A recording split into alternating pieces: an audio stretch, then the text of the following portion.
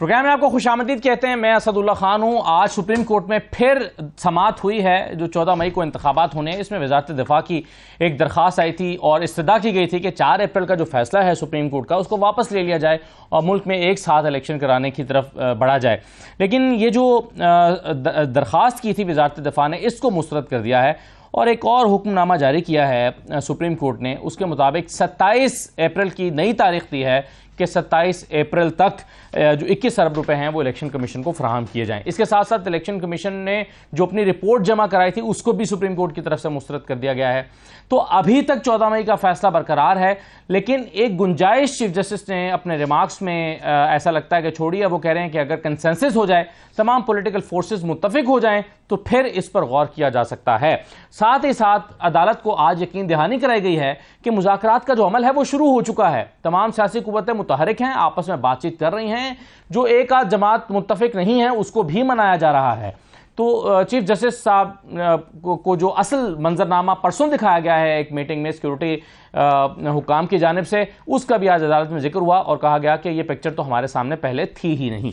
तो अब मामला अब कहाँ जा रहे हैं, तो इस पर बात कर लेते हैं। हमारे साथ बिलाल कियानी साहब मौजूद हैं, वज़ीर-ए-आज़म के कोऑर्डिनेटर। बहुत शुक्रिया बिलाल कियानी साहब, खुशामदीद। शुएब शाहीन साहब हमारे साथ मौजूद हैं, साबिक सदर Islamabad high court bar association. बहुत शुक्रिया शुएब शाहीन साहब। जहांगीर खान जदून साहब हमारे साथ मौजूद हैं, एडवोकेट जनरल है इस्लामाबाद के, और मुसर्रत जमशेद चीमा साहबा हमारे साथ मौजूद हैं, पाकिस्तान तहरीक इंसाफ की रहनुमा।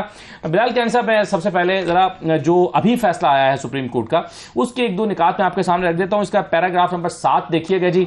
इसमें सुप्रीम कोर्ट ये कहती है कि पार्लियामानी जमहूरियत में हुकूमत वक्त को हर वक्त कौमी असम्बली की अक्सरियत का एतमाद हासिल होना चाहिए, और वज़ीर आज़म को भी हर वक्त कौमी असम्बली की जो अक्सरियत है उसका एतमाद हासिल होना चाहिए। और इंतखाबात के लिए ये बेसिकली जिस पैराए में बात हो रही है उसका फिर पैराग्राफ नंबर 8 में जिक्र है। उसमें कह रहे हैं कि इंतखाबात के लिए 21 अरब की सप्लीमेंट्री ग्रांट के कौमी असम्बली से मुस्तरद होने के संगीन आईनी मुज़मरात हो सकते हैं। और यह भी कहा गया है कि एक इम्कान यह है कि हुकूमत ने कौमी असम्बली मेंबरान की अक्सरियत का एतमाद ही खो दिया हो, तभी ये जो बिल है वो मुस्तरद हुआ है। अब इसके बाद जो ऑर्डर जारी हुआ है उसमें कहा गया है कि अदालती अहकामात की नाफरमानी के संगीन नताइज हो सकते हैं, यानी इशारा शायद तौहीन अदालत की तरफ है। और अदालत तकाजा करती है कि 27 अप्रैल 2023 तक इस तदारुक के लिए इकदाम उठाए जाएं और बिलखुसूस इस तारीख तक इलेक्शन कमीशन को 21 अरब रुपए की रकम फराहम की जाए। बिलाल साहब, मुज़ाकरात के नतीजे में तमाम सियासी कुव्वतें मुत्तहिद हो जाएंगी इस या मुत्तफिक हो जाएंगी इस बात पे कि इलेक्शन होने चाहिए, या फिर ये जो तौहीन अदालत या जो मुज़मरात हैं उसकी तरफ आ जाएगी?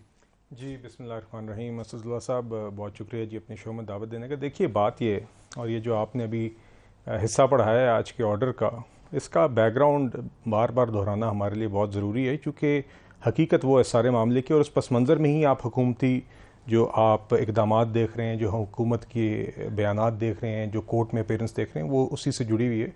और वो ये है कि हमारे नज़दीक आज भी ये जो पिटिशन थी या जो सुओ मोटो केस उठाया गया था, ये 4-3 के फैसले से मुस्तरद हो गया था। उसके बाद से जो भी प्रोसीडिंग्स हुई हैं वो एक चीफ जस्टिस और उनके साथ 2 जजेस की अंडरस्टैंडिंग के ऊपर हो रही हैं कि ये 3-2 का फैसला था, जिसको उनके फेलो जजेस सुप्रीम कोर्ट के मुस्तरद करके कह रहे हैं कि 4-3 का फैसला था। पार्लियामान ने भी एक रेजोल्यूशन के तहत यही इजहार किया कि ये 4-3 का फैसला है, 3-2 का नहीं।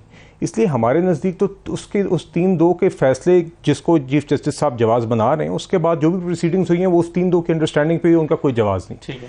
इसलिए देखिए जो मामला आप ये जो आपने नुक्ता उठाया कि गवर्नमेंट के पास कॉन्फिडेंस नहीं है नेशनल असम्बली का, ये वो गवर्नमेंट के पास मुकम्मल कॉन्फिडेंस है नेशनल असम्बली का, ये सवाल नहीं है। यहाँ पे स्पेशली इन अखराजात का मामला इसलिए हुकूमत पार्लियामान के सामने रख रही थी। ऐसा नहीं था कि हुकूमत ने कहा कि जी हम फैसला कर रहे हैं और पार्लियामान इसको अप्रूव करे। हुकूमत ने डिलिबरेटली ये मामला पार्लियामान के सामने खुद अखराजात का फैसला करने का रखा है, क्योंकि पार्लियामान ने ही 4-3 की रेजोल्यूशन पास की थी कि 4-3 की डिसीजन और ये पिटीशन डिसमिस हो गई है। और पार्लियामान के पास जब वो फैसला गया, जरूरत ही क्या थी जब आप ये समझते हैं कि 4-3 का फैसला था, यानी सुप्रीम कोर्ट का कोई ऐसा फैसला मौजूद ही नहीं है कि जी आप पैसे जारी करें इलेक्शन कमीशन को, तो फिर आपको जरूरत ही क्या थी? हम चाह रहे थे कि पार्लियामान के पास ही हर चीज का जवाब दे। पार्लियामान ने ही क्योंकि 4-3 का फैसला किया था कि 4-3 का ये फैसला हुआ था और वही रेजोल्यूशन में उसने इस चीज़ का इजहार किया था। इसलिए जब इस तरह का कोई भी सवाल सुप्रीम कोर्ट की तरफ से आता है तो वो पार्लियामान के सामने रख दिया जाता है, पार्लियामान ने उसके ऊपर फैसला कर दिए, पार्लियामान ने वो समरी रिजेक्ट कर दी। और देखिए दूसरी बात ये है जो आपने मुज़ाकरात के बारे में की कि मुज़ाकरात तो इस तरह का कोई भी अमल हुआ अभी मेरे इल्म में ऐसी बात नहीं है। और मगर मैं आपको एक बात बड़े वसूख से कह सकता हूँ कि ऐसी कोई भी चीज़ हुई तो सिर्फ मुस्लिम लीग नून नहीं, सारी इत्तेहादी जमातें इकट्ठे बैठ के कोई ऐसी चीज़ पे फैसला करेंगी। मेरी ज़ाती राय में खान साहब ने का कोई ट्रैक रिकॉर्ड मुज़ाकरात का कोई ख़ास है नहीं, ना उस शख्स ने कभी अपनी अना से आगे देखा है। आज भी हमें ये बयानात आते हैं कि जी मैं सामने नहीं बैठूंगा, मैं इनके साथ नहीं बैठूंगा। आपने देखा कि बालाकोट जैसा इंसिडेंट जब ये था, ये मुसल्लत शुदा वज़ीर आज़म सही, उस टाइम पे भी शख्स मगर खान साहब और उनकी जमात तो बहुत दिन से कह रहे हैं कि आइए इंतखाबात के एक दिन एक ही तारीख को इनेकाद कराने के लिए मुज़ाकरात करते हैं। नहीं देखिए, आपने मैं इनके फवाद चौधरी साहब का जो हमारे ज़िला जिलम, मेरा भी ज़िला जिलम से ताल्लुक़ है, उसका नाम बदकिस्मती से रोशन करने के बजाय उल्टा ही काम करते हैं। तो आज भी उसके बयानात इस तरह के थे जी कि देखेंगे हम ये गिरफ्तारियां करें, ये करें, वो भी आगे वो हमेशा की तरह उनकी ये इस तरह का बयान जो होता है वो कभी 15 मिनट का होता है, कभी 20 मिनट ठहरता है, बहुत ज्यादा होता है, 3-4 दिन ठहरता है। तो अदालत में ये बात तो फैसला चौधरी साहब ने, मगर मैंने जैसे आपको कहा कि इस तरह की कोई भी बात हुई तो वो मुत्तफिका तौर पे इत्तेहादी जमातें सारी फैसला करेंगी, तो तब भी कोई ऐसी बात ठीक है। चलें, बहरहाल ये तो आज फैसल चौधरी साहब ने अदालत में कहा, उन्होंने कहा कि जनाब सिराजुल हक साहब पैगाम लेकर आए मुज़ाकरात का और अगले दिन हमारे कराची के अली जैदी साहब को उठा लिया गया। तो मुज़ाकरात में संजीदगी का आलम हुकूमत का ही है। देखिए उसका वो दो चीज़ें जुड़ी भी नहीं है। अगर इनका ये ख्याल है कि इनके जराइम या खान साहब के पेट्रोल के पुलिस के एहलकारों पे पेट्रोल बम फेंकवाना बिस्तर के नीचे से छुप के, अगर वो चीज़ों का NRO उनको इसमें मिल जाएगा तो ये इनकी गलत फहमी है। कोई मुज़ाकरात के मुतल्लिक अगर कोई बात चली भी है, और मैं फिर से कहूँगा हतमी फैसला नहीं है, तो वो तो इलेक्शंस के इनेकाद की डेट के मुतल्लिक है कि एक वक्त में हो कब हो। उसमें अगर उनके ये इनकी खाम ख्याली है कि खान साहब का टिरियन वाइट का केस, तोशा खाना का केस, फॉरेन फंडिंग का केस, इनके दीगर लोगों की चोरियाँ, वो उसका भी सफाया हो जाएगा। जो तशद्दुद इन्होंने पुलिस के एहलकारों पर किया, जो जुडिशल कॉम्प्लेक्स का दावा बोला, उनका अगर ये ख्याल है कि ये सब चीज़ें भी इस लपेट में आके इनको वाइट वॉश मिल जाएगा, तो ये इनकी गलत सही है। तो मुसर्रत चीमा साहब, आप NRO मांग भी रहे हैं या नहीं मांग रहे? ये जो 123 केसेस हैं, ये कल फवाद चौधरी साहब तो वैसे कहते हैं कि हमने तो ये कहा ही नहीं है, ये झूठ है और ये व्हाट्सएप ग्रुपों में चलाई जाने वाली मखसूस लोगों की तरफ से चलाई जाने वाली खबरें हैं। लेकिन क्या अगर मुज़ाकरात की मेज पर बैठते हैं तो ये 123 या 125 जितने भी केसेस हैं, ये इन केसेस का खात्मा भी शराइत में से एक शर्त होगी?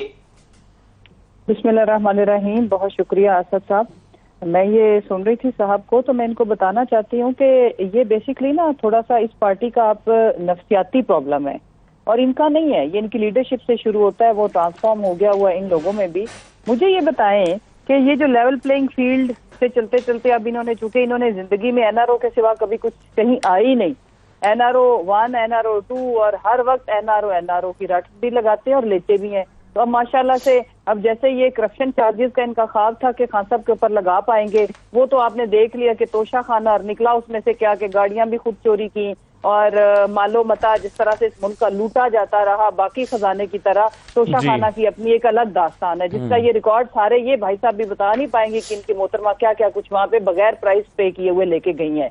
दूसरी बात ये जो सबसे इम्पोर्टेंट चीज है, फवाद चौधरी साहब ने वाकई जेलम का नाम रोशन किया हुआ और उन्होंने कभी कोई ऐसी बात नहीं की जिससे वो कभी बाद में दोबारा उन्होंने स्टेटमेंट अपनी वापस ली हो।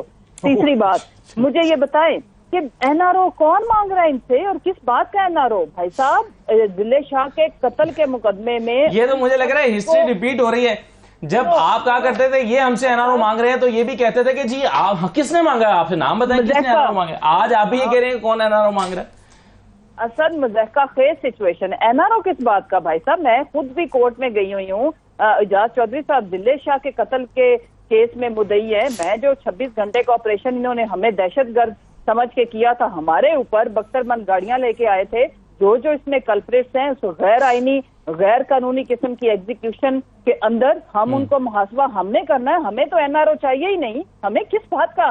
देखो, इन्होंने 143 केसेस बनाए हैं और अगर खान साहब दहशतगर्द हुए तो फिर तो ठीक है, हम उन मुकदमात को फेस तो कर ही रहे हैं, और अगर ना हुए तो जिन्होंने ये झूठे मुकदमात बनाए हैं वो भी अंदर होंगे और जिन्होंने हमारे इस सारी, तो आप इस सूरत हाल को एक साइड पे रख के सिर्फ इंतखाबात की तारीख के लिए मुज़ाकरात करने को तैयार हैं। एग्जैक्टली। ये बयानिया पता है कहाँ से घड़ा जा रहा है? वो जो बयानिया फैक्ट्री है ना, वहां से। ओ भाई हेलो, मेरे ऊपर पता नहीं कितने दहशतगर्दी के केसेस थे 25 में से आज तक, तो क्या हुआ? क्या मैं दहशतगर्द? ठीक है, चलिए सही है। इन केसेस के एक सेकंड, बिल्कुल ठीक है।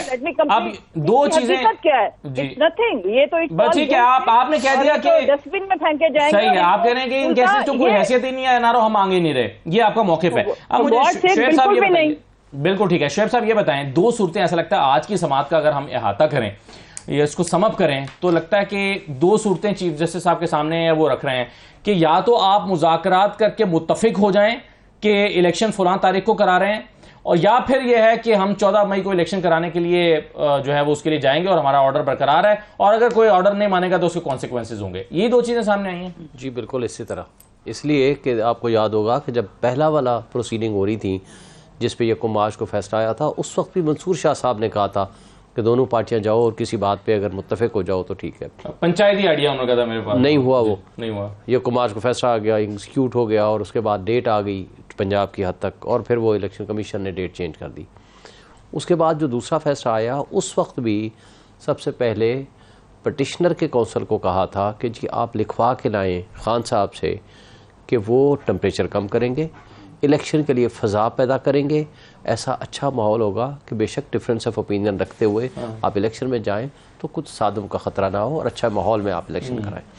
सिमिलरली उन्होंने अटॉर्नी जनरल को कहा था कि आप अपनी हुकूमत से भी ये आप लिखवा के लाइए। उसका इम्पैक्ट ये हुआ, आज भी उसका जिक्र किया चीफ जस्टिस साहब ने। उन्होंने वन पार्टी ने तो दे दिया, पीटीआई ने, कि ठीक है जी हम तो फ़िज़ा भी ठीक करेंगे, हम इलेक्शन के जाने को तैयार हैं, जो हमारे ज़िम्मे का होगा कि हम अच्छे माहौल में इलेक्शन में जाएं, वी आर रेडी, हम कोऑपरेट करेंगे हर तरह का, राइटिंग में भी आपको देने को तैयार है, अंडरटेकिंग देने को तैयार है। जब दूसरी पार्टी ने अपनी मीटिंग की तो उन्होंने प्रैक्टिकली मीडिया में तो आया बाइकआउट कर दिया, लेकिन उन्होंने बेंच पे अदम एतमाद कर दिया। जब उनके वकील आए तो उनको कहा जी या तो ये डिक्लेरेशन वापस ले लो, आ जाए हम आर्गूमेंट सुनते हैं आपकी, नहीं तो ठीक है जो अवेलेबल रिकॉर्ड है। और उस वक्त भी 2 दफ़ा सुप्रीम कोर्ट ने 2 दिन के लिए कहा था कि या तो ये पॉलिटिकल पार्टीज, चूँकि एक सियासी इशू है और उसके साथ ये जुड़ा हुआ है आईनी इशू, क्योंकि पॉलिटिकल पार्टीज़ का ये राइट है ना कि वो इलेक्शन में जाएंगे, लोगों को निकालेंगे, इलेक्शन में माहौल बनेगा, तो आप अगर किसी नतीजे पे नहीं पहुंचेंगे तो आइन जो हमें कहता है कि 90 डेज का इलेक्शन है या नियरेस्ट टू 90 डेज जो मुमकिन है, हम कैसे मुमकिन है शोएब साहब कि अगर फर्ज कीजिए 27 तारीख दी है, 27 अप्रैल को आप पैसे तक दें, 27 अप्रैल को पैसे इलेक्शन कमीशन को देते हैं तो 14 को वो कैसे करा देंगे? हो सकता है क्योंकि पैसे कितने बैलेट पेपर छपने हैं, 5 बिलियन इनके पास ऑलरेडी दिए हुए हैं ना पुराने वाले, वो तो जो इन्होंने मांगे थे 5 बिलियन इनके पास है, और मजीद ये 21 बिलियन में दोनों सूबे शामिल है, पंजाब वाला भी और केपीके वाला भी, ये 21 बिलियन है। और इसके लिए देखें बैलेट पेपर छपते हैं आखिरी हफ्ते, क्योंकि ये तो अभी नॉमिनेशन फॉर्म जमा कराने, विथड्रॉल का भी अभी टाइम रखा है, बाकी चीजें अभी तो अभी होनी है, वो तो चल रहा है, वो तो ट्रेनिंग का मरहला है जी, वो कैसे देखिए वो सारा प्रोसेस चल रहा है। ये देखें कल लास्ट वर्किंग डे है, इन 5 दिनों में तो वैसे भी कुछ नहीं होना, 26 फर्स्ट वर्किंग डे है, 27 तक उन्होंने टाइम दे दिया है। फर्ज करो किसी वजह से नहीं मुकम्मल हो पाएगा तो फिर हो सकता है 14 मई से भी आगे चला जाए, 2 दिन 4 दिन 5 दिन, ये तो डिपेंड करता है। लेकिन इस वक्त तक किसी किस्म का कोई अभाव नहीं है कि अगर 27 तक ये पैसे नहीं देते हैं तो आज उन्होंने बड़े नरम अंदाज में और बड़े सख्त अंदाज में कह दिया इसके संगीन नताइज होंगे। और हमारा संगीन नताइज क्या होंगे? संगीन नताइज आगाज उसका कंटेम्प्ट ऑफ कोर्ट प्रोसीडिंग से होगा। चीफ प्राइम मिनिस्टर, उसके साथ के जो मोटे मोटे वज़रा हैं जिनने कहा है कि हम नहीं मानते, मसलन इंटीरियर मिनिस्टर ने खुल के कह दिया कि जी पैसे ना दे वरना भुगतेंगे और हम तुम्हारे से रिकवरी करेंगे, जिसमें वजारत ख़जाना वाले या जो बाकी लोग हैं जो उससे साथ रिलेटेड हैं, कायमा कमेटी के अगर कोई लोग हैं तो उनको बुला कर उनके खिलाफ एक्शन होगा। और 1 घंटे के नोटिस पे हाँ जी आपने क्यों नहीं दिया, हमने आपको इतनी दफ़ा टाइम दिया है, नहीं दे सकते हैं, 1 घंटे का जवाब दे या वेरी नेक्स्ट डे रख लें, बिल्कुल ठीक है। चलें, मगर इसमें जंगी जदून साहब ये बता दें कि अगर ये तमाम जमातें आपस में किसी तारीख पर मुत्तफिक हो जाती हैं तो सुप्रीम कोर्ट का रोल खत्म हो जाता है, या ये सियासी जमातों ने सुप्रीम कोर्ट में जाके ये अंडरटेकिंग देनी है कि जनाब हम सारे मुत्तफिक हैं इस तारीख पे, ये सुप्रीम कोर्ट का रोल अभी भी बाकी रहेगा या वो खत्म हो जाएगा? चुकी है और इसको एक केस जो है वो टेक अप नहीं करना चाहिए था। उसकी रीजन मैं आपको देता हूँ, बिल्कुल बैलेट जो आपके सामने आपकी कोर्ट में भी होते हैं। अब देखिए केपीके का केस आया है तो उन्होंने ऑब्जेक्शन लगा के उन्होंने कहा जी आके रिट पिटीशन करें पेशावर हाई कोर्ट में, तो वो वहाँ पे 4 रिट पिटीशन पेंडिंग थी। लाहौर हाई कोर्ट के अंदर एक आईसी पेंडिंग थी, कंटेम्प्ट पे उस जज साहब ने कह दिया था कि 90 दिन में इलेक्शन कराएं। जब मामला वहाँ पे लीगल, ये मैं लीगल बात कर रहा हूँ, जब आपने लीगली यही काम था तो आपने क्यों मैटर गैप किया? ये तो आप जो 4 जजेस का 4-3 वाला है, अब सुप्रीम कोर्ट ने उन जजेस के पॉइंट ऑफ व्यू को इंडोर्स कर दिया है इन 3 जजों में नहीं कि आप जाके जी पेशावर हाई कोर्ट में आप रेट दायर करें। उन्होंने रेट तो पहले दायर की हुई थी, आपने वहां से जो है उनकी प्रोविंशियल ऑटोनॉमी को इंक्रोच किया तो आप अपने पास ले आए 184(3) में। तो ये सारी जो प्रोसीडिंग है ना, सुप्रीम कोर्ट बेशक अपने जोर से जिस तरह भी कर रही है, मतलब 1 मैन शो से या 3 पर्सन शो से, ये बिल्कुल प्रोसीडिंग जो है ना ये प्रोसीडेबल ही नहीं है। उसकी वजह रीजन ये है ना कि आप अब केपी में क्यों आपने कहा जी आप पेशावर हाई कोर्ट में चले जाएं। अब देखो ना, एक सुप्रीम कोर्ट के अंदर आप एक ही उस तराजू के अंदर 2 फैसले पंजाब के लिए लदा कर रहे हैं, केपी के लिए लदा कर रहे हैं, और फिर जो जजों ने कहा था 4 ने, उन्होंने ये नहीं कहा था कि 90 दिन में करो या ना करो, उन्होंने 90 दिन का कोई टाइम उन्होंने नहीं कहा था कि नहीं होने चाहिए। 90 दिन का तो मेरे से कोई डिबेट कर ले, 90 दिन का तो कॉन्सेप्ट खत्म हो चुका है। अब सुप्रीम कोर्ट क्या पंचायत है कि आप दोनों पार्टियां फैसला कर रहे हैं तो 90 दिन से आगे 2 महीने चले जाएं, 2 महीने पीछे चले जाएं। ये इन्होंने बिल्कुल सुप्रीम कोर्ट ने कॉन्स्टेंटली ड्रामा लगाया हुआ है। इनको पॉलिटिकल क्वेश्चन अगर पॉलिटिकल पार्टी ने रिजॉल्व करना है तो बाहर जाके हल करें, नहीं करते तो उनकी मर्जी, जो नताज है वो भुगत लेंगे।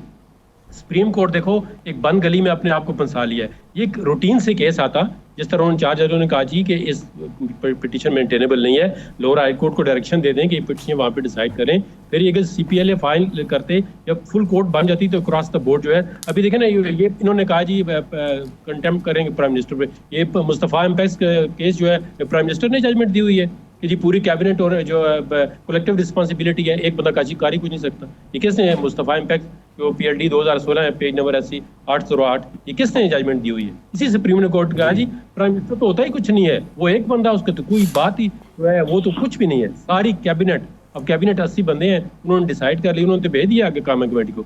और अभी भी सुप्रीम कोर्ट भाई कैबिनेट ने भी तो खैर उठाकर वो पार्लियामेंट में डाल दिया ना कि पार्लियामान फैसला करेगी। अगर तोहिन अदालत की है तो पार्लियामान ने की है, कैबिनेट ने भी नहीं की। नहीं, एक मिनट मेरी बात ठीक है, चले। लेकिन 2-3 सवाल बड़े इंपॉर्टेंट आपने उठाए हैं और मैं शेर साहब इसका जवाब देंगे कि आप कह रहे हैं कि पंजाब में इलेक्शन के लिए सुप्रीम कोर्ट एक और अपना मयार रख रही है और खैबर पख्तूनख्वा के मामले कोई डिफरेंट अंदाज में डील कर रही है, तो इसकी क्या वजह हो सकती है?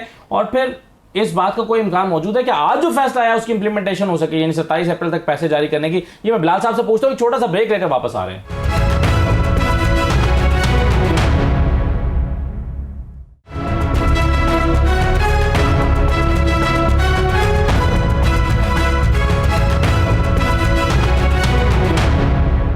ब्रेक के बाद आपको दोबारा खुशामदीद कहते हैं। बिलाल साहब, 2 सिनेरियोज अभी मैं डिस्कस कर रहा था शुएब साहब से कि 2 सिनेरियोज हमारे सामने, या तो तमाम सियासी जमातें मुत्तफिक हो जाएं या फिर यह है कि 27 अप्रैल तक पैसे जमा करवाएं।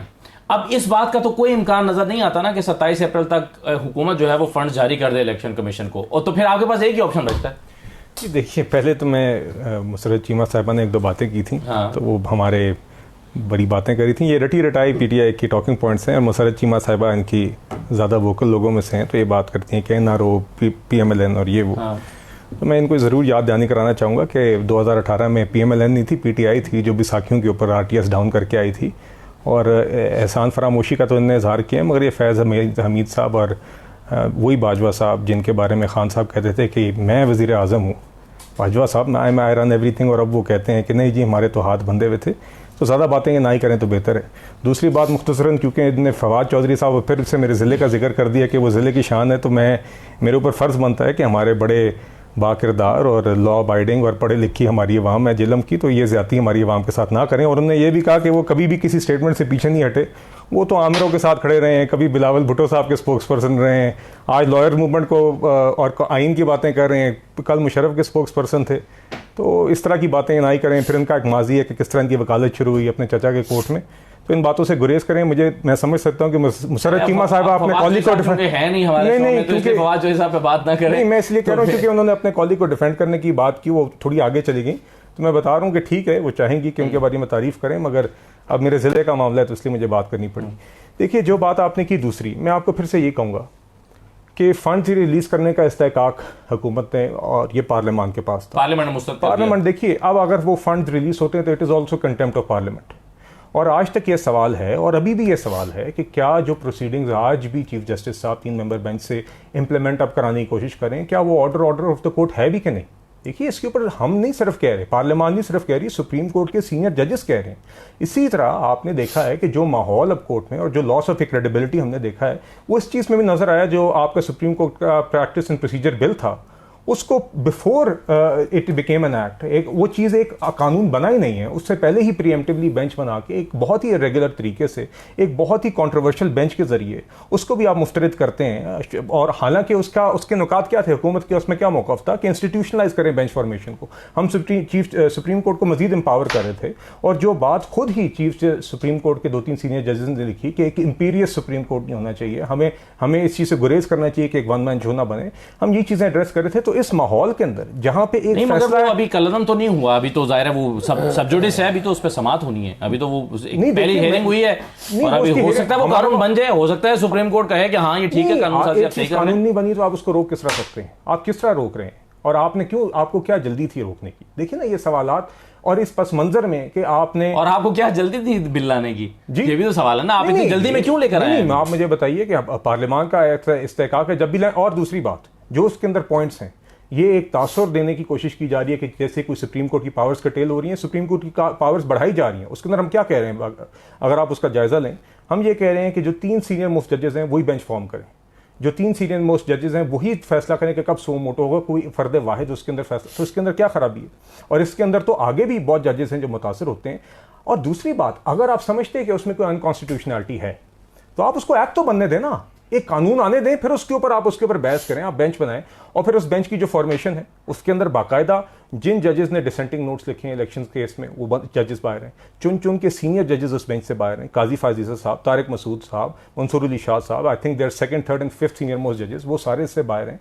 और तो इस पैराए के अंदर, और इस एक चीज़ जो आपको याद होगा, जब इलेक्शन केस का पहले बेंच बना था तो 9 मेंबर बेंच बना था, एंड में उसका फैसला 5 जजेस ने दिया था।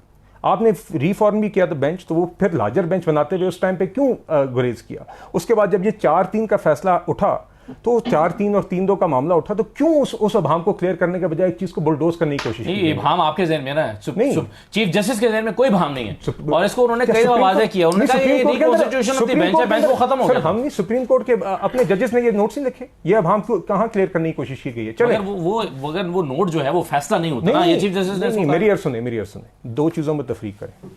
एक होता है कि जो मुख्तलिफ जजेस एक फैसले के ऊपर उनका डिसएग्रीमेंट हो कि हमारे नज़दीक इस तरह नहीं है, ठीक है। यहाँ पे एक ऐसी सिचुएशन है जहाँ पे ऑर्डर की गिनती के ऊपर सुप्रीम कोर्ट के जजेस में तफरीक है।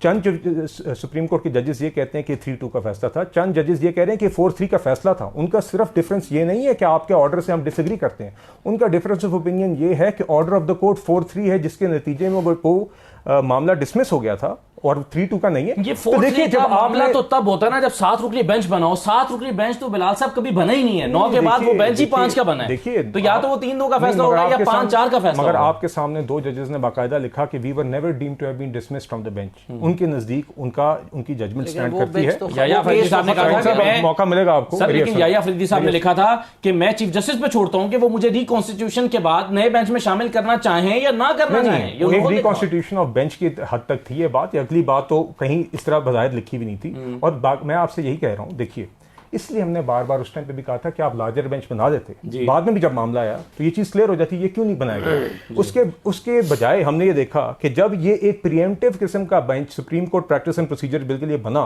तो उसमें जस्टिस काजी फाजीज़ा साहब, मंसूर अली शाह साहब, जस्टिस अमीनुद्दीन, ये आपके तारिक मसूद साहब जैसे जजेस तो नहीं थे जिनने लिखे, मगर मज़ाहिर नकवी साहब जैसे जज जरूर मौजूद थे, जिनके ऊपर संगीन इल्जामात हैं, जिसके ऊपर सुप्रीम जुडिशल काउंसिल के अंदर ज़ैर इल्तवा एक मामला, जिसके ऊपर काजी फाजीज़ा साहब और तारिक मसूद साहब एक लेटर भी लिख चुके हैं उनको कि आप प्रोसीड करें, वो नहीं करते।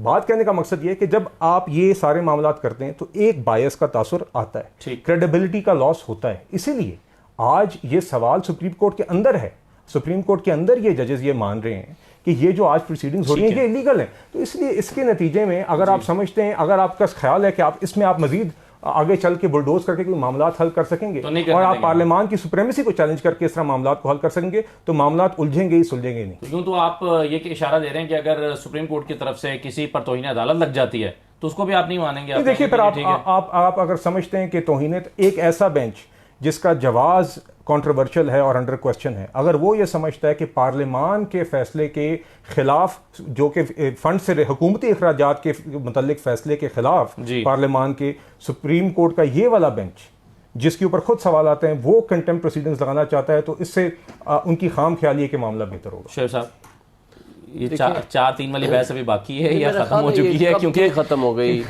देखें, पहली बात तो ये है कि ये 4-3 वाली नहीं, लेकिन ये बात तो बिल्कुल ठीक है ना इनकी कि आप जब बेंच बना रहे हैं तो वो एक बाइसनेस का उसमें एक तासुर तो पैदा होता है ना कि उसमें सीनियर 3 जजेस शामिल नहीं किए गए, 8 रुकनी बेंच बनाया गया जिस अंदाज से बनाया गया। ये बात तो पहली बात तो ये है कि ये 4-3 या 5/4 या 3/2 वाली बहस इसलिए ख़त्म हो गई कि 1 मार्च का फैसला फाइनलाइज हो गया, इम्प्लीमेंट हो गया, एग्जीक्यूट हो गया, वो चीज़ क्लोज डाउन हो गई। अब हम आ जाते हैं नए बेंच की तरफ। नया बेंच ये जो 4 वाला फैसला है, ये नया बेंच तश्कील हुआ 5 मेंबर पे मुश्तमिल। काजी अमीनुद्दीन साहब पहले निकल गए क्योंकि उन्होंने कहा कि मैंने काजी फाइसा साहब के साथ ये ऑर्डर कर दिया है कि 184(3) की प्रोसीडिंग सारी रोक दी जाए। वो निकल गए, जमाल खान साहब निकल गए, जमाल मुंतफिल साहब 3 रह गए। 3 ने मुश्तरका तौर पर मुत्तफिक का फैसला दे दिया, बात ख़त्म हो गई।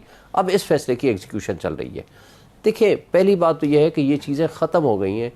हम सुप्रीम कोर्ट की जजमेंट ने कहा क्या है, आइन के मुताबिक आप 90 डेज़ में इलेक्शन करा लो, नंबर 1। नंबर 2, ख़जाना भी पैसे दे दे, दिफा भी नफरी दे दे, क्योंकि ये आर्टिकल 220 का तकाजा है। अब आर्टिकल 220 को इन्फोर्स करने का एक आर्डर है। देखें, आइन के आज मेरिट ऑफ द केस पे आ जाएं, क्या आइन के ख़िलाफ़ कोई एक लफ्ज़ भी कहा है चीफ जस्टिस ने या bench of the supreme court ने? हम तो ये कहते हैं कि सुप्रीम कोर्ट ने तमाम तर दबाव, प्रेशर, उन सारी चीज़ों के बावजूद आज भी उन्होंने वो सारे के सारी उनके जो एतराज़ात थे वो रद्द कर दिए, खा वो इलेक्शन कमीशन के थे या वजारत दफा के थे।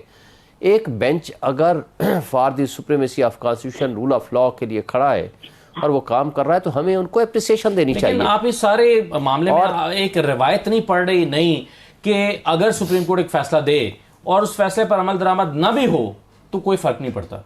नहीं, रिवायत तो नहीं पढ़ रही ना। सुप्रीम कोर्ट ने आज हतमी उनको वार्निंग दे दी है कि अगर तो आपने इसको अमल दरामद ना किया तो सख्त तरीन नताइज होंगे। सख्त तरीन नताइज सामने आ रहे हैं। तो पूरी की पूरी पार्लियामान को कैसे, पार्लियामान को क्यों करेंगे? जिस दिन प्राइम मिनिस्टर आएगा, 4 आपके मिनिस्टर्स ने आना है, घंटे बाद या ऑर्डर इंप्लीमेंट हो जाना है। आर अनटिल एंड अनलेस कि वो उस बात पे ऑर्डर को मानेंगे नहीं और पार्लियामान फिर बैठ के मुस्तरद कर दे कि जब हम सुप्रीम कोर्ट के ऑर्डर को मुस्तरद करते हैं तो पार्लियामान को भी खत्म करने में कोई देर नहीं लगेगी। लेकिन जो रास्ते में रुकावट है, देखें ये अच्छा मुझे ये बताएं, असेंबली डिसॉल्व हो जाती है, किसने ये फैसला करना था कि आप फंड्स रिलीज करें? उस वक्त तो पार्लियामान ने नहीं, निगरान हुकूमत ने, एग्जीक्यूटिव ने ना, कैबिनेट ने करना था ना। कैबिनेट ने तो ऑर्डर कर दिया कि पैसे रिलीज कर दें। अब कैबिनेट ने ही फैसला किया कि इस मामले को पार्लियामान के पास ले जाया जाए। गलत कहा ना, ये भी गलत कहा कि एग्जीक्यूटिव जब कैबिनेट ने ये डिसीजन दे दिया तो इमीडिएटली पैसे रिलीज हो जाने चाहिए थे, रिलीज हो जाने चाहिए थे। मेरा नहीं ख्याल कि ये इसलिए इनके दरमियान कोई इशू होगा। ये सारे फिर नाअहल भी हो जाएंगे, ये जेल भी जाएंगे और इसके बाद इसका अंजाम इनको ये नजर आ रहा है, उनको होना भी चाहिए। और लेकिन मैं एक बात कहता हूँ कि ये अब भी सुप्रीम कोर्ट की एक मैं कहता हूँ जेनरोसिटी है और काइंडनेस है कि उन्होंने सियासी जमातों को मौका दिया है। अब अगर इन्होंने इससे फ़ायदा ना उठाया तो इसका नुकसान बहरहाल सियासी जमहूरी ताकतों को होगा और उसके नतीजे में ये पीडीएम की स्पेशली जमातें ये जेल भी जाएंगे, नाअहल भी होंगे और उसका नुकसान जमहूरियत को भी। ठीक है, बिल्कुल सही है। मुस्तफा चीमा साहबा, जो मुज़ाकरात हैं वो 2 नुक्तों पर होने हैं। एक, पूरे मुल्क में एक साथ इंतखाबात, दूसरा ये 14 मई के बाद होंगे और आप चाहेंगे कि 8 अक्टूबर से पहले हों, यानी कोई दरमियान का कोई रास्ता निकलेगा। तो क्या पीटीआई इस बात पर मुत्तफिक है कि जून के लगभग या जुलाई में या जून जुलाई में किसी जगह पर जाकर या मोस्ट प्रोबेबली जुलाई में पूरे मुल्क में एक साथ इंतखाबात हो जाएं? और अगर पीटीआई इस बात पर मुत्तफिक है तो ये आइन में जो 90 दिन वाला मामला है इसका क्या बनेगा? देखिए जी, सबसे पहले तो मैं फिर रिस्पॉन्ड करना चाहूंगी। अफसोस फवाद जो साहब पे बात ना कीजिएगा खुदा के लिए, वो नहीं मैं करूंगी। उनको आपने तख्ता मश्क बना लिया सबने। एक सेकंड ना, मैंने नहीं बनाया ना, ये अच्छा नहीं लगता कि एक बंदा जो मौजूद नहीं उनके ऊपर तय की कर दिया। देखें, बात यह है कि फवाद चौधरी जिले की हकीकत इसलिए है कि उन्होंने 2 सीटें जीती हैं। ये क्या इनकी अपनी जाती हैसियत में सियासत में उधर की क्या कंट्रीब्यूशन है, मुझे बता दे अपना। माशाल्लाह से उन्होंने तो उनका बचपन में डिस्कस कर लिया, बाद में दीजिएगा अपनी बारी पे। दोबारा सुने, पूरे जिले के अंदर लोग उनको लाखों की तादाद में वोट देके इलेक्ट करते हैं। ये होता है कोई भी सियासी वर्कर की शान, ये होती है कि लोगों को उनके ऊपर एतमाद हो, वो कोई भी हो। दूसरी जहां तक रहेगी बात, देखें हमने कभी भी जो सबसे इम्पोर्टेंट चीज है वो ये कि एनआरओ तो हमने मांगा ही नहीं, एनआरओ बनता भी नहीं है, उल्टा हमारे ऊपर जुल्म हुआ, हमने उसका हिसाब लेना है, इनको एनआरओ मांगना पड़ेगा। बिकॉज देखो 2 कत्ल हुए हमारे वर्कर्स के, यहाँ कह के मैं आगे बढ़ती हूँ आपके जो। तो यानी ये इलेक्शन के बाद भी ये लड़ाई झगड़ा, ये एक दूसरे को पकड़ना, गिरफ्तार करना, सियासी जमातों के साथ मुकदमेबाजी, गिरफ्तारियां, ये कहानी चलती रहेगी, आगे नहीं बढ़ना हमने। असद उसकी वजह है, 2 बातें हैं। हम पॉलिटिकल विक्टिमाइजेशन के ऊपर हरगिज बिलीव नहीं करते। हम एक दिन में 15-15 केसेस इस तरह के झूठे नहीं बनाएंगे, हम किसी के घर का गेट नहीं तोड़ेंगे, लेकिन जिन्होंने हमारे ऊपर ये जुल्म ढाए हैं उनको बहरहाल ये कंसिक्वेंसेस आयन और कानून के मुताबिक भुगतने पड़ेंगे। किसकी इमा पे हुआ, अगर ये ऑफिसर खुद कर रहे थे तो ये भुगतेंगे, अगर इन्होंने राना सनाउल्लाह की जो स्टेटमेंट्स है और जिस तरह से जिले शाह को कत्ल किया गया, आप मुझे बताएं कि उस केस को तो हम फॉलो करेंगे, वो हम कर भी रहे हैं। मैं आईनी और कानूनी जंग की बात सही है। चलें आप जरा मेरे सवाल पर आ जाइए। मुसर्रत चीमा साहब, क्या तहरीक इंसाफ इस बात पर मुत्तफिक है कि जुलाई में इंतखाबात हो जाएं, क्योंकि यही आपको ऑफर किया जाएगा, अगर ज्यादा से ज्यादा किया जाता है, अक्टूबर से नीचे भी आते हैं तो जुलाई होगा, उसमें आप तमाम पूरे पाकिस्तान में एक साथ इलेक्शन करने पर तैयार हो जाएंगे? ये वक्त कम है, अगले 5-7 दिन में फैसला करना है। असद, सबसे पहले तो हम इस वक्त किसी भी सूरत एक्स्ट्रा कॉन्स्टिट्यूशनल कोई भी इकदाम हो, हम उसके ऊपर यकीन ही नहीं रखते, number 1। Number 2, let the court decide. हम कोर्ट में गए हैं ना, सुप्रीम कोर्ट में। अब सर, कोर्ट ने तो हमेशा मुसर्रत साहबा आपके ऊपर छोड़ी है, सियासी कुव्वतों पे। कोर्ट कैसे डिसाइड करेगी ये? वो तो उस सिसिलियन माफिया के ऊपर छोड़ी है जो उनको धमकियां दे रहे हैं। कभी उन्होंने उनकी किरदार कुशी की, कभी उन्होंने 3242 का जो भी आप सुन ही रहे हो ना। अच्छा, नहीं, मुझे मगर ये बताएं ना मुसर्रत साहबा, अगर आप अभी भी अपने सियासी मुखालिफिन को सिसिलियन माफिया कहते रहेंगे तो मुज़ाकरात कैसे फिर हो सकते हैं? असद, मुझे एक अपना मौका प्लीज सामने रखने दो। आप रैपिड फायर की तरह मेरी बारी आ जाते फिर जल्दी से आगे जाते हैं। चलें, मैं बताती हूँ। देखिए, हमने पहले दिन से हमारा मजाक उड़ाया गया, जी बंदे नहीं थे तो ये मुड़ गए वापस। कहाँ हमने इनको मुज़ाकरात के लिए only for 1 point agenda election के ऊपर बात करने की दावतें नहीं दी, फ्रॉम खान साहब टू एवरी सारे जो हमारे सेकंड ईयर की फर्स्ट ईयर की लीडरशिप ने दी। इलेक्शन कराने के ऊपर तो कोई, ना कराने के ऊपर तो कोई तुक ही नहीं बनती। यानी कि जैसे इनकी जो ख्वाहिशात क्या है कि एक्सटेंशन मिल जाए, गैर मुअय्यना मुद्दत तक इंटरम सेटअप चलता रहे, ये पॉसिबल है? आप मुझे बताएं। फिर आइन अगर कोई रास्ता निकालेगा, आईनी तरीके से अगर इसको आगे किया जा सकता है फिर तो ठीक है, और अगर नहीं तो फिर ये तो जवाब तो देना पड़ेगा कि कैसे यानी कि 90 डेज से ऊपर एक दिन भी नकवी सेटअप नहीं जा सकता जो इंटरम सेटअप है, ठीक है। अब भले वो अगर वो न्यूट्रल भी होता, मैं अब एक और नुक्ता सामने रखती हूँ, हमारे साथ तो जो उन्होंने किया सो किया, अगर वो बहुत अच्छा एक आइडियल सेटअप भी होता तो क्या आपके आइन में इसकी गुंजाइश है? जवाब है नहीं है जी, 90 डेज से ऊपर वो नहीं जाएंगे।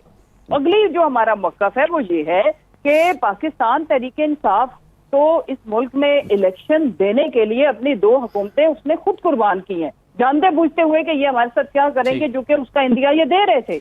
लेकिन हमें ये लगा, जो कि हकीकत में साबित हुआ, कि पाकिस्तान को बचाने का वाहिद हल इलेक्शन है। ठीक है, जब पॉलिटिकल स्टेबिलिटी आएगी। मगर यहाँ पर ये एक डेडलॉक आपकी बातों से पैदा हो रहा है ना मुसर्रत साहबा, आप ये कह रहे हैं कि 90 दिन से ऊपर नहीं जा सकते और ना निगरान हुकूमतें जा सकती हैं, ना इलेक्शन जा सकते हैं 90 दिन से ऊपर। अब 90 दिन से ऊपर जा नहीं सकते तो फिर मुज़ाकरात किस लिए हो रहे हैं? फिर तो इलेक्शन, फिर आप मुज़ाकरात में क्यों जाएंगे? मैं जहांगीर साहब की तरफ जाने से पहले बिलाल साहब अगर आप इसको रिस्पॉन्ड कर दें कि इस बात का कोई इम्कान मौजूद है, यानी आप ऑफर क्या करेंगे पीटीआई को अगर आप मुज़ाकरात में जाते हैं? अटॉर्नी जनरल साहब ने आज कहा है कि जी मुज़ाकरात का अमल शुरू हो चुका है, ऐसे मौलाना साहब नहीं मान रहे, उनके साथ बातचीत हो रही है, मतलब ये कि आप राजी हैं। आप क्या ऑफर करने जा रहे हैं तहरीक साहब? देखिए, मैं आपको जिस तरह मैंने पहले कहा कि कोई भी अगर मुज़ाकरात कभी हुए भी तो वो मुश्तरका फ़ैसला होगा पीडीएम का या हमारी जो कोalition जमातें हैं उन सब का, इसलिए अभी मेरी इल्म में कोई ऐसा फ़ैसला नहीं है।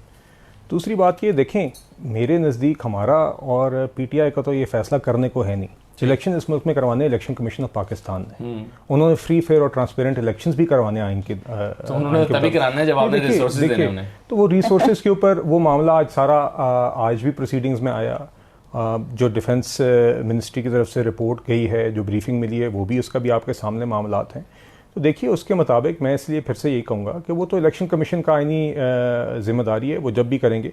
मैं ज़रा 1-2 बातें ज़रूर, अब क्योंकि उन्होंने कहा था, मैडम ने भी मुझे वेरी काइंड ऑफ कहा था कि आप अपनी बारी पर ज़रूर जवाब दीजिएगा, तो मैं सिर्फ इतना ही कहूँगा कि वो जो जिन वोटों की वो बात कर रही है ना, जिनसे फवाद चौधरी साहब जीते हैं, वो उस तरह ही पढ़ें जिस तरह इमरान खान साहब मुसल्लत हुए हैं कुर्सी के ऊपर। इनके लोगों को जी अब आप माजरत के साथ अपनी बारी का मैं वाह कर लीजिएगा मेरी जी कभी इलेक्शन लड़ा वैसे? जी आप बेफिक्र रहिए। मेरी अर्ज सुनिए। मैं ये जानता हूं कि इनके तो इस जिले के अंदर भी टिकट्स के इंटरव्यू भी इनकी पार्टी सेक्रेटरिएट में नहीं कहीं और हो रहे थे, तो इसलिए ये इन बातों से गुरेज करें तो बेहतर है। फवाद चौधरी साहब माशाल्लाह इस मामले में 2 दहाइयों की महारत रखते हैं गैर आईनी कामों की और अनकॉन्स्टिट्यूशनल चीजों की। देखिए उनने बात नहीं शो में नहीं है ना। जी मैंने इसलिए आपसे कहा था वो बात करेंगे तो मैं जवाब देना मेरी मजबूरी बन जाएगी। जी ठीक है जी। तो इसलिए ये इन चीजों से ना करें। आपने कर ली, अब आप एहसान फरामोशी भी कर रहे हैं। मुसल्लत शुदा कभी जायज इलेक्शन से तो ये कभी आए नहीं। खान साहब बैसाखियों पे ही चलते आए हैं, जलसे, कुर्सियां, खाने, टेलीविजन पे स्क्रीन है, ये इस तरह ही चलता रहा, ये हम जानते हैं। तो इनको पहली दफा जमहूरी तरीके से तैरने की कोशिश करें, इनको समझ नहीं आ रही क्योंकि एक मसनूई जमात है, मसनूई इलेक्शंस के लिए आप क्या ऑफर करेंगे पीटीआई को? हमने क्या ऑफर करना है जी? देखिए आप मुल्क में साथ इलेक्शन चाहते हैं। हमने किसी को कुछ ऑफर नहीं करना। देखिए हमने मुल्क के आइन के मुताबिक और मुल्क के हालात के मुताबिक जो हमारी आइनी जिम्मेदारी है, जो उस आइन और उसके जो पिलर्स ऑफ द स्टेट हैं, इसके अंदर जिसकी जो आइनी जिम्मेदारी है, हम उसके मुताबिक फैसिलिटेट करना चाहते हैं कि वो अपनी आइनी जिम्मेदारी पूरी करें। इलेक्शन कमीशन ने अपनी करनी है। जहां पे डिफेंस मिनिस्ट्री या अखराजात का मामला है वो हमने पार्लियामान के सामने रखा। हम समझते हैं कि कोर्ट, अभी आज सुप्रीम कोर्ट के आजकल ऐसे हालात हैं कि उसके अंदर हमने इंश्योर करना है कि सुप्रीम कोर्ट इटसेल्फ भी ना डैमेज हो। बाकी मुआशी हालात आपके सामने है, सेंसस का मामला है। हम देखिए, आप देखिए कि महीना डेढ़ पहले तक जब तक एक मामला इलेक्शन कमीशन की तरफ से जारी था तो हमने अपना पार्लिमानी बोर्ड अनाउंस किया था। हम तैयारियां कर रहे थे। तो देखिए हमने इसी तरीके से ही हम चलते हैं। हम कोई मुज़ाकरात में ना पीटीआई को फेवर करना चाहते हैं, ना हम उनके खिलाफ करना चाहते हैं। इलेक्शन जब भी होंगे हमारे नजदीक इलेक्शन इकट्ठे होने चाहिए, इसकी वजूहात हैं। और इंशाल्लाह जब भी इलेक्शन होंगे मुस्लिम लीग नून डट के लड़ेगी भी और जीतेगी भी इंशाल्लाह। ठीक है, छोटा सा ब्रेक लेकर वापस आ रहे हैं।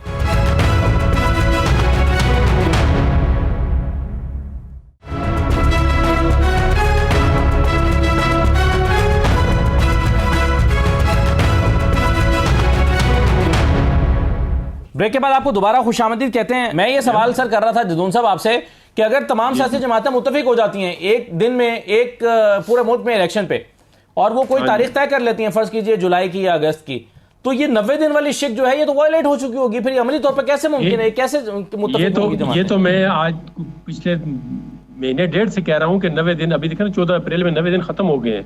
ये 90 दिन की रेट लगाते हैं ना, बार बार रेट लगाते हैं। 90 दिन तो कॉन्सेप्ट ही खत्म हो गया है। 90 दिन को कवर करने के लिए आर्टिकल 254 है, वो अगर 2 महीने लेट होते हैं, 4 महीने, वो कवर हो जाएगा। और यही चीज के सारे लोग कह रहे हैं कि 90 दिन वाला ये सिलसिला आप छोड़ दें, 90 दिन के अंदर इलेक्शन पॉसिबल है। 14 अप्रैल को 90 दिन पूरे हो गए हैं जनाब। 14 जनवरी, 14 फरवरी, 14 मार्च और 14 अप्रैल, 90 दिन का तो आप नाम ही लें। 90 दिन कहाँ पे है? 90 दिन का इशू खत्म हो चुका है। अब ये सुप्रीम कोर्ट बन चुकी है पंचायत।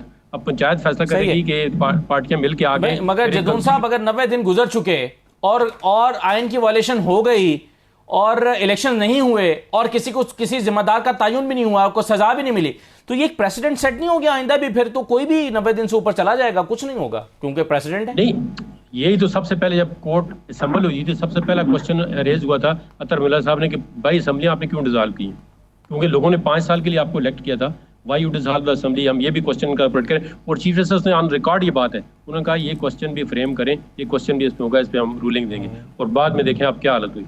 एक ना एक बेंच एक माइंड के साथ बैठा हुआ है, वो एक फैसला देना चाहते हैं, एक तराजू को एक पड़ले को नीचे किया हुआ है, एक को ऊपर किया हुआ है। अब जो बेंच इस फेयर नहीं है, वो एक माइंड सेट के साथ बैठा हुआ है कि हमने ये काम कराना है, जोर से कराना है, इसकी कोई ट्रांसपेरेंसी नहीं है। नहीं, इसको आधे अगर माने भी गए थे, आधी सुप्रीम कोर्ट नहीं मानती और लोग भी नहीं मानेंगे। अगर इलेक्शन हो भी गए तो उन इलेक्शन का रिजल्ट कोई नहीं मानेंगे। मेरी बात आप रिकॉर्ड पे आप नोट कर लें। अगर सुप्रीम कोर्ट इलेक्शन कराएगी तो अब सबसे पहले सुप्रीम कोर्ट ने इलेक्शन कमीशन एक कॉन्स्टिट्यूशनल बॉडी है, उसकी तमाम पावर इनक्रोच करके अपने हाथ में ले लिए। ये अनकॉन्स्टिट्यूशनल सुप्रीम कोर्ट खुद, मैं लॉ सर बात कर रहा हूँ, मैं रिकॉर्ड पे बात कर रहा हूँ, अनकॉन्स्टिट्यूशनल काम कर रही है supreme court. Why he has encroach the power of the election commission. Election commission एक कॉन्स्टिट्यूशनल बॉडी है, 220 की पावर इलेक्शन कमीशन इस्तेमाल करता है, ये उसके लिए है।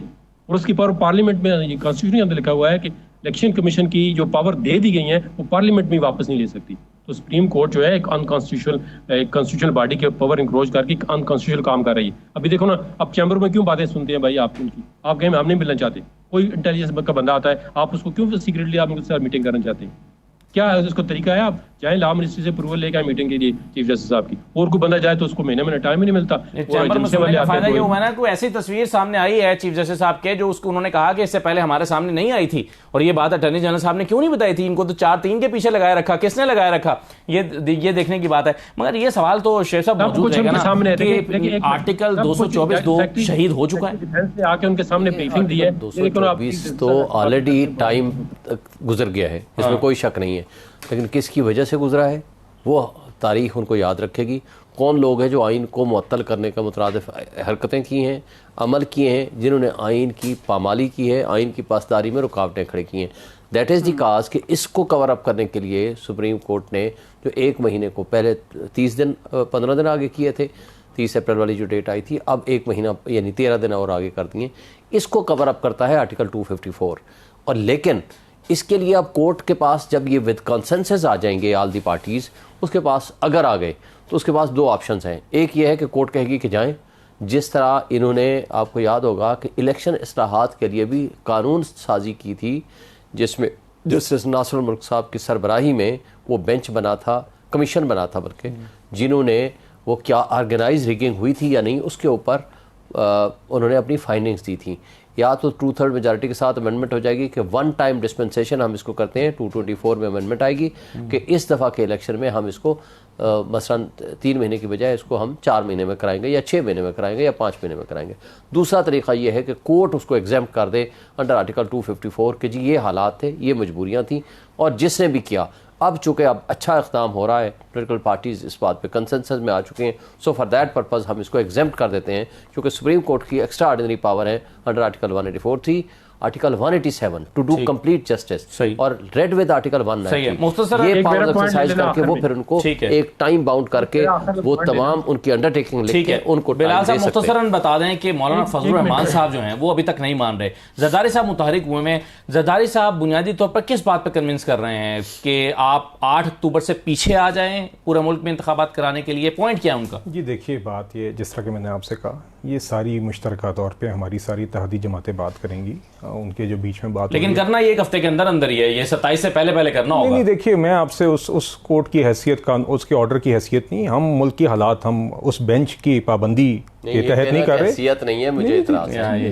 लेकिन आर्टिकल 190 कहता है सुप्रीम कोर्ट का कोई भी ऑर्डर होगा दैट मस्ट बी इम्प्लीमेंटेड। मेरी गुजारिश सुनिए, मैं ये कह रहा हूँ, मैंने आपसे पहले भी कहा, 4-3 के तहत इस बेंच का जवाब और उसके ऑर्डर का जवाब क्वेश्चनेबल है। ये हमारा भी मौकफ है, ये सुप्रीम कोर्ट के सीनियर जजेस का मौकफ है। या तो ये कह दें कि नहीं है, वो है, ये खत्म हो गया ना। नहीं देखिए, मगर ये आपकी राय है, मगर सुप्रीम कोर्ट, क्या सुप्रीम कोर्ट के जजेस ये बात नहीं कहते? बेंच में आप मुझे बताइए, 4 वाले फैसले में कोई बेंच में शामिल था? मेरे सवाल का जवाब दें कि क्या सुप्रीम कोर्ट के दीगर जजेस ने ये नहीं कहा कि 4-3 से वो पिटीशन डिसमिस हो गई है, हाँ या ना में इसका जवाब दे दें? मुझे ये बता दें, नहीं इसका जवाब देना। ये कुमार के फैसले की बात कर रहे हैं ना, आप राय दे रहे हैं ना। अब आप मुझे बता दें, 4 वाले फैसले में कोई इख्तलाफी नोट आया है इस तरह का? असद साहब मेरी अर्ज सुने, बात बुनियादी तौर पे ये है, खान साहब को इलेक्शंस के जरिए मुल्क के मसाइल के हल में कोई दिलचस्पी नहीं है। ये मामला खान साहब का कुर्सी से चिमटने का। खान साहब को पिछले साल भी अच्छी तरीके से, मेरी अर्ज सुने, पिछले साल खान साहब को हम दूर से बता रहे थे, भाईजान वोट ऑफ नो कॉन्फिडेंस की मोशन आ रही है। खान साहब के पास मुकम्मल इख्तियार था इलेक्शंस कॉल करने का, उनने उस टाइम पे क्यों एक्सरसाइज नहीं किया? महीने बाद उनको फौरन इलेक्शन याद आ गए। उस टाइम पे बिल्कुल ठीक था, उस टाइम पे क्योंकि उनको लग रहा था कि कुर्सी से चिमटे रहेंगे। जैसी कुर्सी हटी, और मैं आपको आज दावे से कह देता हूं कि अगर खान साहब की नेशनल असेंबली कायम, हुकूमत, वफाकी हुकूमत कायम होती और 2 सूबाई हुकूमतों में नो कॉन्फिडेंस कामयाब हो गया होता, तो खान साहब नेशनल असेंबली कभी ना डिसॉल्व करते, क्योंकि उनकी कुर्सी कायम रहती। आज उन्हें अपनी कुर्सी के हवस के पीछे, उस जल्दबाजी में अपनी दो असेंबलियां, उन्हें कोई, लेकिन उनकी पॉलिटिकल स्ट्रेटजी कामयाब है आज तक या नाकाम है? सर इलेक्शंस हो गए उनके जोर पे, और ना ही उनके जोर पे होने, आइन और कानून के मुताबिक होने। जाना तो पड़ेगा। खान साहब का अगर ख्याल इलेक्शन में आपको घबरा तो दिया, खान साहब का अगर ख्याल है कि सर पे डस्टबिन पहन के शील्डों के साथ कभी कभी अपनी मंशा पे और मर्जी के मुताबिक कोर्ट जाके बिस्तर के नीचे छुप के, नहीं सर पे दूसरी बिस्तर के नीचे छुप के आगे खवातीन और बच्चों को, आप मुझे बताएं कि अगर इस मुल्क में वाकई इंतशार कम करना चाहते थे तो जब लॉफुल अरेस्ट के लिए पुलिस गई थी तो अपना आपको उन्होंने क्यों नहीं पेश किया? इस मुल्क में दीगर सियासी लीडरान ने, अगर आप वाकई समझते हैं कि वो सियासी अरेस्ट है, तो डिग्निटी के साथ अपने आप को पेश करते हैं अरेस्ट के लिए, बिस्तर खींच के छुप के आगे खवातीन और बच्चों को आगे करके, पेट्रोल बम नहीं पुलिस वालों को। जी इसका जवाब दें मुस्तरद चीमा साहबा, क्यों कर रहे हैं ऐसे? देखिए जी, सबसे पहले तो ये लोग इवन इनका जब मुद्दत खत्म हो जानी है तो उसके बाद भी कुर्सी के साथ एलसी के साथ चिपकने के लिए तैयार है। इनकी माशाल्लाह से जो बहादुरी के किस्से हैं ना, तारीख में सुनहरी रूप में लिखे भी जाएंगे और लिखे जा भी रहे हैं। दूसरी जो बात है ये कि जी लाइफ थ्रेट्स है, उनको जिस तरह से फसाइयत का सामना करना पड़ा, आपको तो कभी ये सामना एक दिन करना पड़े ना तो बाशमूल आपके आप सारे जाके लंदन से भी आगे भाग जाए। नहीं वो खैर अटक केला और जहाज में हथकड़ियां लगा के अब कंप्लीट मतलब एक हिस्ट्री तो है ना उनकी भी। हिस्ट्री, उसके बाद हिस्ट्री का अंजाम भी तो देखो ना, हुआ क्या। माशाल्लाह से जद्दा की फ्लाइट ब्रीफ केस के साथ, और हमने कोई एनआरओ नहीं लिया, हमारा कोई 10 साल का मुआहदा नहीं निकला। इनको झूठ बोलने की आदत है, इनकी पार्टी लीडरशिप को झूठ बोलने की आदत है। ये कतरी लेटर की पैदावार और ये चलिए सही है। मैं वैसे दरखास्त करूंगा या तजवीज ये दूंगा क्योंकि अब तमाम सियासी जमातें मुज़ाकरात में उतर रही हैं, हो सकता है एक मेज पर बैठना पड़े, तो टेम्परेचर को थोड़ा सा मुस्तरा साहबा टॉक शोज में भी और बाकी जगहों पे भी कम करना पड़ेगा ताकि मुज़ाकरात करना जो है वो थोड़ा आसान रहे। बहरहाल बहुत शुक्रिया, वक्त खत्म हो गया मेरे पास अनफॉर्चुनेटली। बहुत शुक्रिया प्रोग्राम में शिरकत करने के लिए तमाम मेहमानों का। इजाज़त दीजिए, अल्लाह हाफिज़।